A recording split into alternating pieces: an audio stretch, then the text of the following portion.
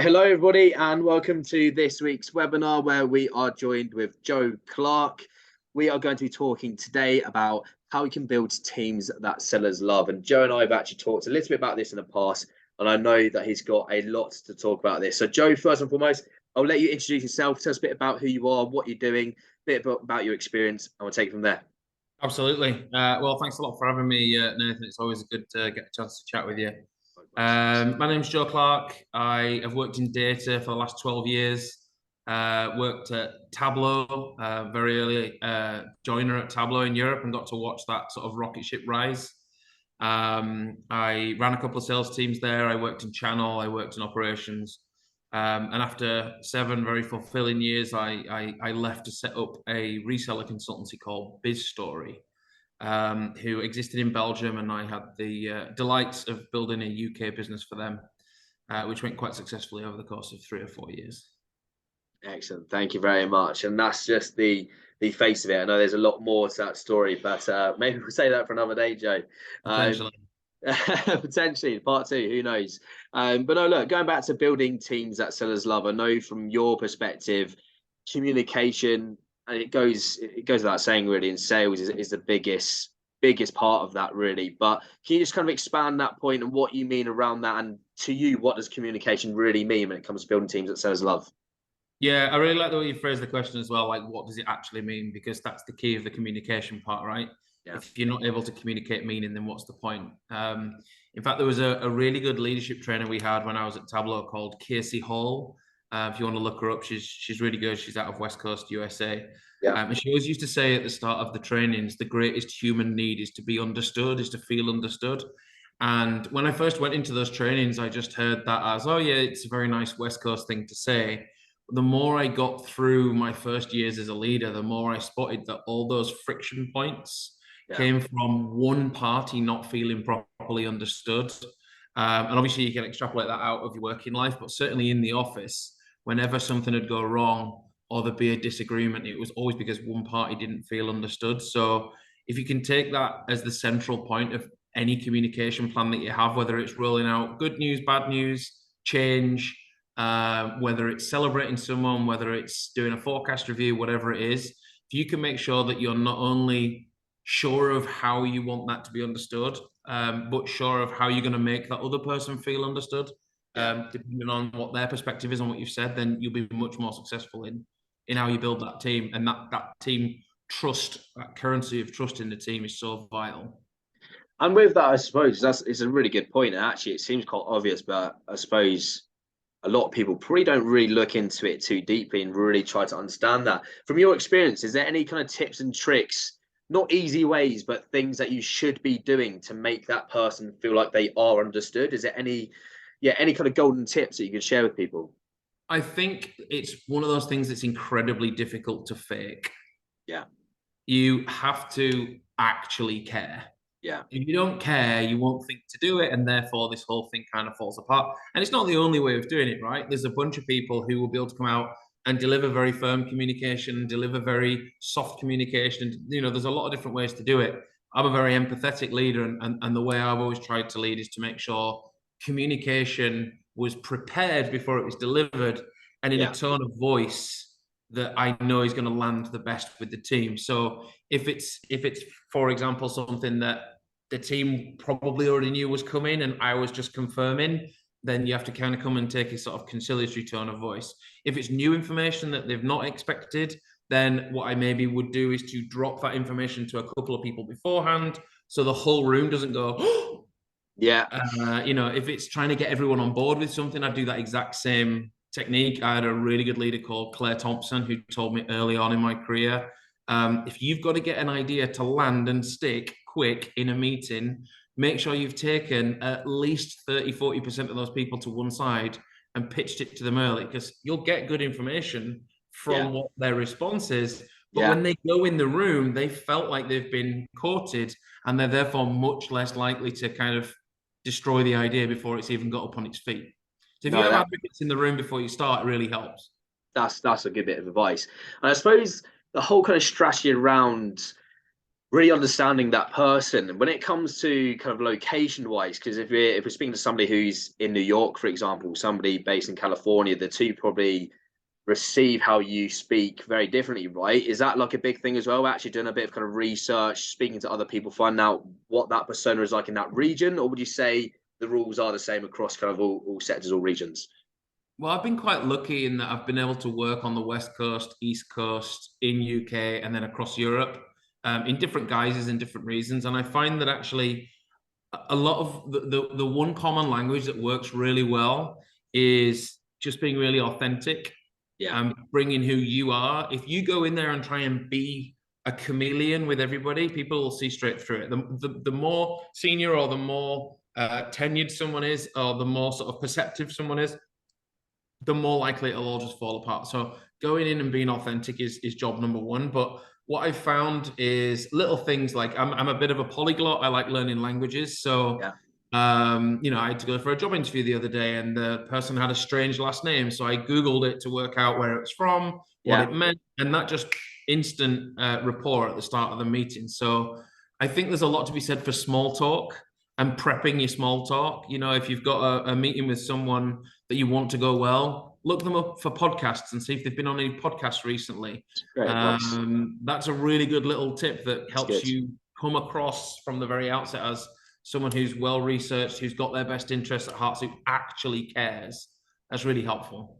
Really good advice, actually. And I think that kind of ties in personalization as well, right? You want to make it as personable as possible. But actually, what you've just mentioned there as well, around kind of Googling their name, their origin, what it means, little things like that will go a long way as well, right? For those people that want to get into sales. So, yeah, great advice. I know one thing for you, Joe, that's really kind of important is strong principled leadership and empowerment.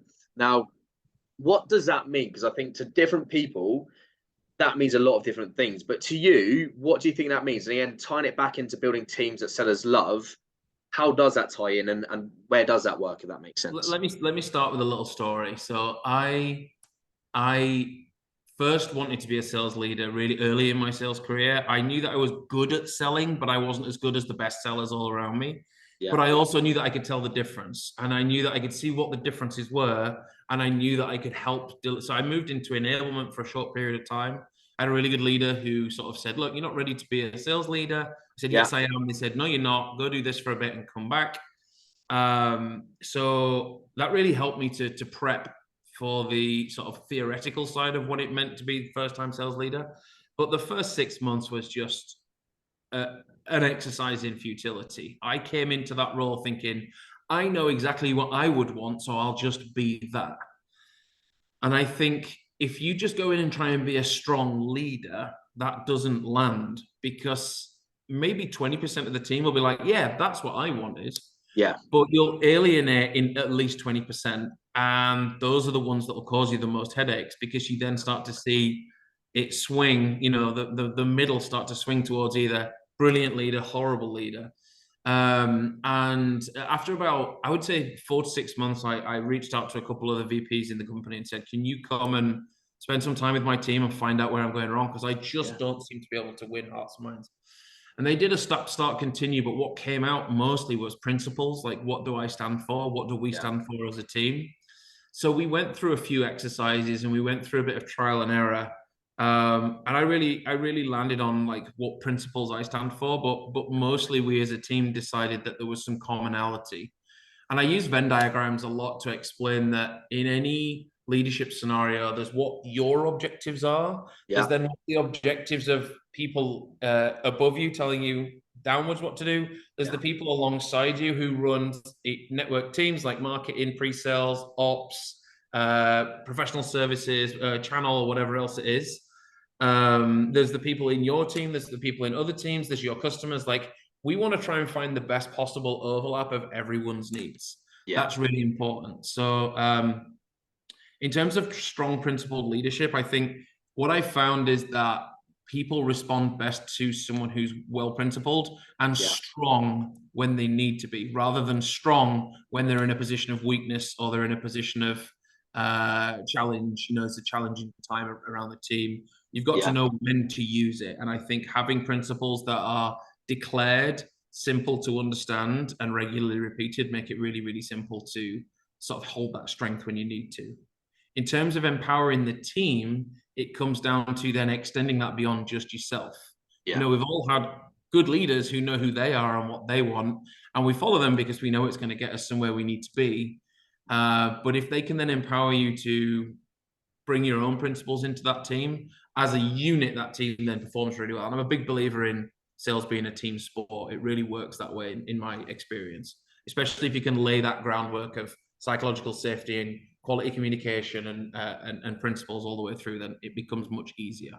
100%, 100%. You just mentioned a phrase there, and I'll go into that in a second because I think it's a really interesting point. But first and foremost, when it comes to kind of vetting your own principles as such, how do you go through that process? Is that something you just have to reflect on your own? Is it something, did you ask your family members, for example, or your team around you?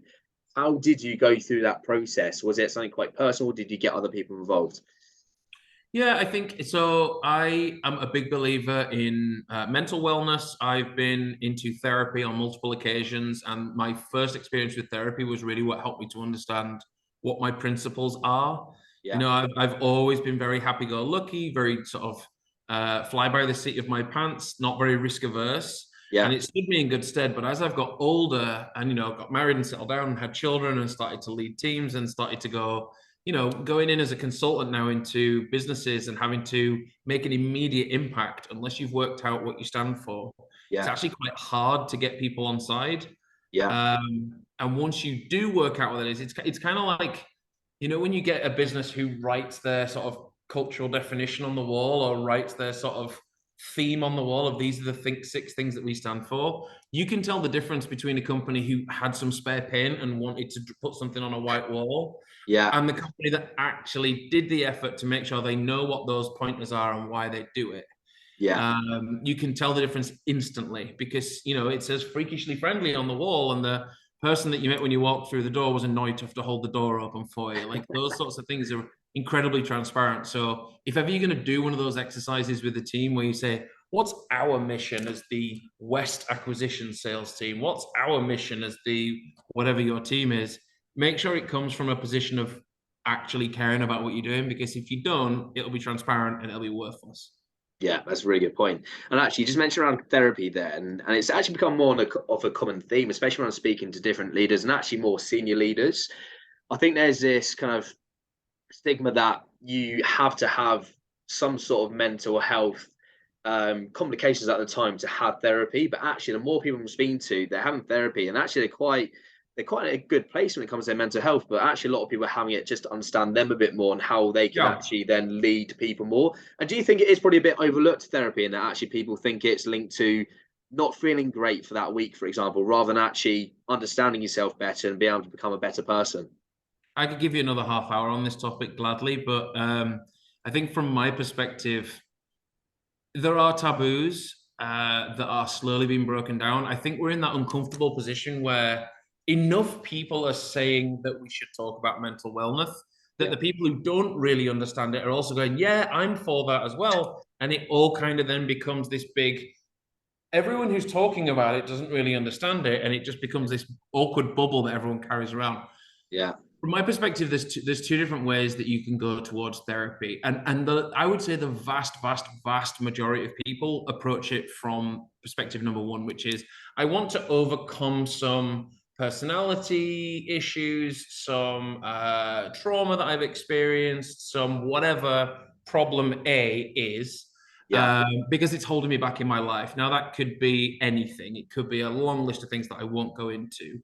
But you go from a sort of, I've isolated, or someone I love, or someone in my team, or one of my friends has said, this is a problem for you and it's causing you to be held back.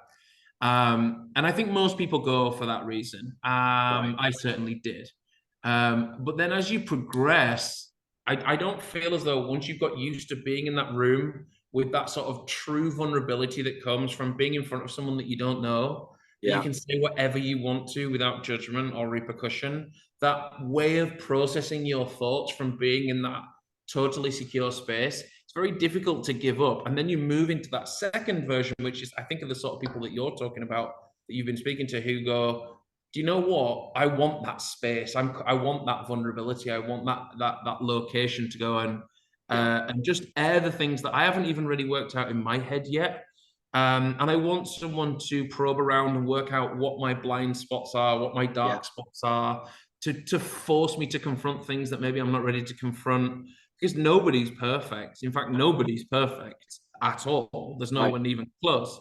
So the more you are open to people seeing your blind spots and telling you what they are and helping you to work, you can't solve them, but you can know where they are and you can react faster. If you think about if you knock a cup off the table every time you walk in the room because you're clumsy, you're never going to stop yourself from being clumsy. But you can train yourself to check for cups, and you can train yourself to catch it faster, and you can train yourself not to leave it out the night before. Like it's a fascinating topic. It is. It really is. And like you said, we probably could talk for it for another half hour. But I have to go back to a point you just mentioned, and it was a phrase you mentioned: creating psychological safety. Now that's not a phrase I've come across too much. In all honesty, I think I know what that means. But it'd be great if you could delve into that a bit deeper and actually what that means to you, I suppose. Okay, sure. There's a bunch of different buzzwordy phrases of saying this psychological safety, which is why it came off the top of my head. But essentially, to me, what it means is creating an environment that people don't feel like they're going to be trapped or tricked or tripped. Create an environment where people are able to be themselves inside that team. And I've made mistakes on this in the past, just through naivety or sort of brashness. But the more you try and focus on creating an environment for psychological safety, the more it comes through. And actually, you get the best of people. Because if you don't create an environment for psychological safety, you actually create work for people. People who have any quirks or sort of feelings of being different or anything like that, any vulnerability around, I don't like to be exposed, especially in sales as a profession where rejection is such a high thing and scrutiny is such a high thing and accountability is such a high thing. If you can't create that environment for psychological safety, you're making people work harder to try and be the version of themselves that they think is expected of them. And it's actually quite hard to break down in a sales team to, strive for that level of effectiveness and accountability and delivery and hard work as much as possible whilst creating that psychological safety. I can give you a funny example of a time that we actually achieved something like that in one of my old sales teams. We had a problem with forecasting where I like to really drill into the forecasting. Growing up at Tableau, data was very central to how we ran forecasting there.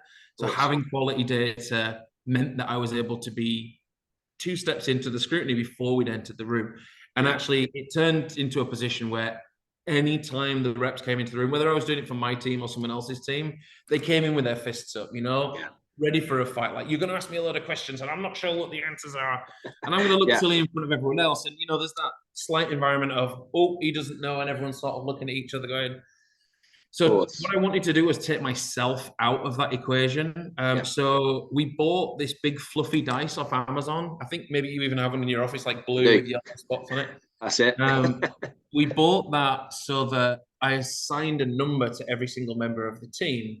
And at the start of every forecast, we'd roll this giant dice and whichever number came out, that person ran the forecast review, which meant that I could take a step back and I just did my very deep probing questions once every 3 interactions. And actually it forced the team to be comfortable probing one another, which made them more comfortable being probed, which made them more comfortable observing this sort of interaction. And it saved me a lot of work as well, because I just got to sit and write the answers down that they'd been sort of asking each other. So, but that created that psychological security that they could, okay, it's not a fist fight. We also used to run pipeline amnesties where we'd come in, I'd say, come in, bring your pipeline, and we'll absolutely rip it to bits. It's going to be 2 hours long. It's going to be a bloodbath, but we'll go for Nando's after, or we'll go for Wagamama's after, or whatever. Like, if you can prep even bad news in a way that it's going to be hard, but we're all going to get through it together, and there'll be a reward at the end, then it's not the end of the world. And I think not enough people do that sort of thing. That's a really good bit of advice, actually. I've not heard anyone talk about that as a thing, really, because I think it does make complete sense, right? I think if they're coming into it almost blind, like you said, the defense, the guard's going to be up, right? Like you said, like fists up. Whereas at least even if they know it's bad news, but they can prepare for that bad news, equally it might save both of you time, right? Because they can say, actually, that isn't right at the moment. Those numbers aren't right. Let me do a bit more prep on that, so when it does come to it, I can speak about quite honestly. So yeah, I think that goes and circles back to honesty, right? In the workplace, I think it goes without saying it is an absolute must-have. It's a really good It's point. also about developing that nuance about what's negative and what's positive. You know, Yeah, we build these prejudices in our head about that experience is going to be a negative experience, box it away and get ready to fight. That experience is going to be a positive experience. I'm really looking forward to that. yeah, Well, actually, there's a bunch of nuance around it. Like, this is going to be hard, not necessarily negative, hard, but the outcome is going to be I'm either going to be seen as really competent at my job, or I'm going to find some information out that I didn't have before. I'm going to feel more confident and more secure in my approach. I'm going to feel more confident and more secure in the deals that I've got. I'm going to bring in advocates and people from my sphere of influence to help me go close out deals. If yeah. you can reshape it from a that's purely negative to, oof, that's going to be a slog, but here's some potential positives and here's some definite positives, then Yeah, it makes it a lot easier to consume and it brings people in a different mindset. such a good point. And I think probably as well, especially more junior leaders, they're probably so focused on just talking about the positives and actually probably quite worried about speaking about negatives that they pretty much put a guard up themselves. So I think just being able to lay out the floor plan as such and go into it honest works a treat. So it's I a great certainly did point. that when I first got started. Yeah, exactly, exactly. Look, there's two more points I want to cover off actually, Joe, and they probably tie in quite nicely to each other. And that was two things that you've mentioned in a previous conversation again, and one was performance trumps policy. And the other was around our conversation around A players and what they look like. So I'll let you take the lead on this one and which one you want to start off with first. But like I said, I think they're pretty tying quite nicely.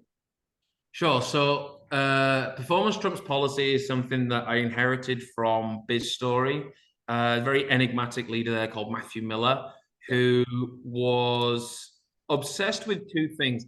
One was developing really complete systems and processes to make things easier for everyone, as efficiency was king as much as possible, create that efficiency. yeah, But he was also somewhat an anarchist, and he had this phrase which was performance trumps policy. The policy is you can have €1,000 to spend on personal development. If we think that you're going to get an incredible amount of value from an extra €200, of course, performance trumps policy. And I just yeah, think that's a really smart way to go about anything, because you can so quickly get tied up in these systems that you set up and the processes that you set up. So for me, especially with sales teams, one thing that's always bugged me about salespeople is that you are so hardwired to go into negotiation mode. You will fight hard for things that you want. yeah, And actually, some of the things you really want, like a pay rise or a title change or access to training, or something that you have to ask for and something that has to get approved, is always a bit of a slog, because nobody's going to come and just give it to you. You've got to ask. yeah, But actually, quite a lot of the time, if someone came and offered you half what you would have asked for without you asking, you'd feel better than if you had to fight for twice as much. yeah, So this whole performance trumps policy is, to me, is an indicator of that mindset that you need to have as a good quality leader. That if someone comes and asks you for something, it means they've thought about it. It yeah, doesn't mean they're just sulking that day and they want to pick a fight. It means they've thought about it. So if your yeah, first response is policy, sorry, if you can spend a couple of seconds to say, why did you take the time to ask me about this? Have yeah, you researched what that's going to cost? Have you researched what the cost benefit is? If someone can go do all that work for me, it's a much easier yes. yeah, Whereas if someone sort of comes with a half-baked idea of maybe I'd like this and I'm not sure if it's going to work, and you're going to say no, so don't worry. It's of it's course. much easier no, right? But if you have this label of performance trumps policy there, it means that people are more likely to innovate and come up with new ideas and come up with outside the box thinking that you can go, yeah, okay, let's do that. Definitely. And I think that really is actually a great point, especially a great mindset to have when working startups and scale up. So I think it can Oh probably God. be a lot harder, right, to implement in those enterprise businesses, say 500 people plus, and actually maybe like 250 people plus. But actually, and the majority of our networks are probably more startup scale ups, and if you are working on one of those, why not? If it's gonna increase productivity and performance, Absolutely. Like you said, for the people actually going into those roles and speaking to their managers, do the research, do the prep beforehand, help your case. And actually, if you're a leader watching this, why would you not consider the fact that your person is going to do X amount more that month, that quarter for you? So that's a great point. It's a But great it's point. it's also for us about training people to think the right way. Yeah, If you have a bunch of people that just, if the policies are so well drilled and so well formatted that they kind of can look at a rule book and go, okay, that's going to be a yes, that's going to be a no. They don't think outside the box. Whereas if you put the base layer, like foundation layer, to make sure the building doesn't crumble, and then let everyone else build out the inside, not only do you get a better version for the general consensus because they built it themselves, but yeah, you also teach people to think for themselves. I had a very, very, very strong consultant working for me at BizStory. And you got to bear in mind, when we set up BizStory in the UK, it kind of already existed. So it was a bit of a Frankenstein's monster of startup and scale up in that yeah, there was a blueprint to follow. But what we did in the UK was we grew everything 3 times as fast. The UK business was bigger than the entire business combined after 3 years. yeah. And that all happened during COVID, which made it even more difficult to follow that existing blueprint. Of So a course. ton of what we did was we tried to evolve based on what the teams would bring. And that's where this performance trumps policy comes in. We added hybrid working and full remote working from day one before COVID, and that Yeah, helped us of to course. grow out at that point. I had Yeah. people go live in Mexico, people lived in South Africa, people lived in New Zealand, and worked UK hours, and it worked because as Wow. long as you're doing your job, then that's going to work out. Of course, they're going to appreciate that autonomy, right? They're going to see that as value added, and the fact you actually respect what they're doing and trust what they're doing. So, yeah, of course it works. But it And comes now, back to the first point. Greatest human need is to be understood, that communication point, right? As long as people of know that course, the communication is two-way, they'll bring you all sorts of cool ideas. yeah, absolutely, absolutely. And again, cool ideas, talking around, kind of letting people work from home. A players, they might not be what most people think they are. And actually, I'll let you delve into that. So we did have quite a good conversation about that the other day. But I'll Yeah, let I'll, you, I'll, I'll set my stall out and then we can yeah, unpick it together. I think I've been to a few of these events where people tell you about how they've written the formula for defining an A player or finding an A player or hiring an A player. And I really hate this phraseology of A player, B player, C player, D player, however you decide to do it. I think different people are going to be different versions of that, depending on what's going on in their territory, depending on how far through their career they are, depending on what kind of leadership they've had, depending on what's going on in their relationships, with their health, with their other objectives, with their other interests. It's impossible to define someone as an A player, B player, C. I can think of 3 people in my entire career that I would say rock solid. If I had to draw an A player, I'd draw that yeah, person. And I'll let them DM me afterwards if they think it's them, because probably not.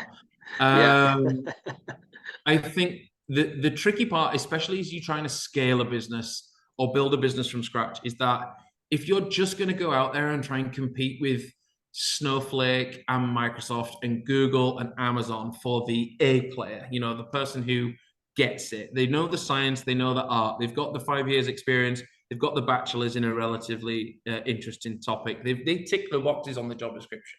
You're going to be competing on price, you're going to be competing on interest. So realistically, you can't go out and just hire A players. I also don't believe that that should be something you do. You should hire for diversity. You should hire for diversity of experience, opinion, objectives, where they are in their life, where they are in their career. Because I've led teams of people that are carbon copies of each other, and they are all really strong people, but you have a team of gunslingers, mavericks, who just, when things are good, they're having the time of their life. of When things course, are bad, that toxic spiral moves so quickly. yeah, So to me, especially if you're a startup, I know a large part of your audience is startups and scale ups.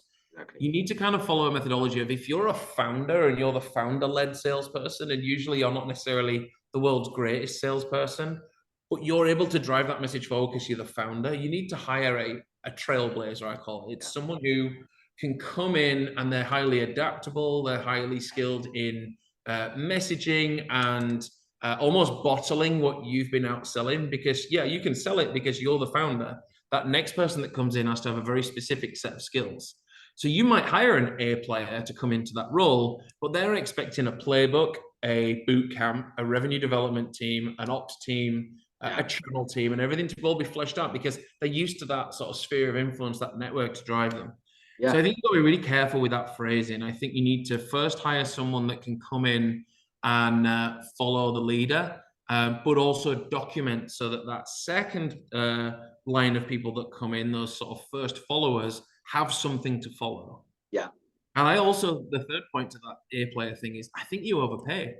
I just genuinely think you overpay if you want to bring someone in that really knows what they're doing. Now, you need a mix. That's why that diversity comes in. Having someone that is just a solid hand that's done this 10 times before is invaluable. But deciding where they are in your hiring journey is so pivotal. You got to get that right. Definitely. And I think, again, it completely depends. If you get somebody from an AWS, for example, and yeah, they've sold multi-million pounds deals, and they're used to having this process that takes 6 months to a year to get over the line. They might not thrive in a business where actually there's not much structure, there's not much process, there's no playbooks to go after. It's, you have to be creative. And actually, you might have an A player, but they might not be the most creative. They might be awesome at sticking to a process, doing that day in, day out without any inconsistencies. But they're not necessarily going to take your business to the next level, right? You need somebody who's maybe a bit more creative. Actually, they might not be as process driven, and that might be a bit of a pain in the arse when managing from a managing perspective. But actually, they might get you a lot more in terms of revenue and other opportunities. So, yeah, I think there's a time and place for all of those factors in different businesses at different stages, right? I think that's the key to it, and actually assessing that. I think what's really important in what you just said there is they might be a pain in the ass from a management perspective. Like, don't go into leadership if you could find any type of person a pain in the ass, right? Yeah. The whole point is you need to go in with a chameleon style personality that you're able to adapt to the wants, needs, and desires of the people that you're going to lead. If you think that having an A player will be a pain in your ass, or having, like, it's actually the inverse most of the time. A lot of people think, I'm going to inherit a team full of people that don't know what they're doing.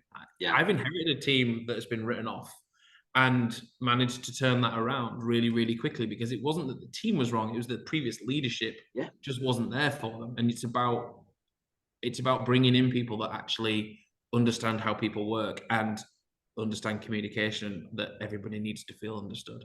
Absolutely. Well, listen, I think we'll cut it out there, because I think we've actually been over half hour. But Joe, personally, I've taken a lot from this. I'm sure everyone watching has definitely taken a lot from this. And like I said to you before, we'll definitely have to get a lot of these clips out. There's going to be lots of editing for me after this one, I think. So I really appreciate that. Is there anything that you would like to end on? Any other points that you would like to cover at all, Joe?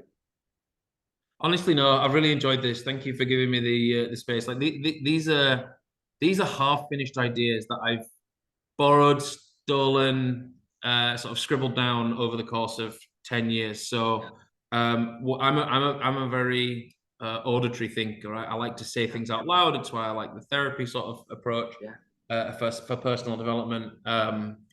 So yeah, I really appreciate these types of opportunities, and the more I go through this career, the more I'll be able to pick more of these little nifty tidbits up. Definitely. Well, listen, Joe, it's been an absolute pleasure. Thank you so much for sharing all of your knowledge today. And we'll definitely have to do a part 2 if you're keen at some point in the near future. Yeah, absolutely. No problem. Excellent. Joe, have a good one. Thank you so much. Thanks a lot, Matt. Cheers now. Bye. Bye.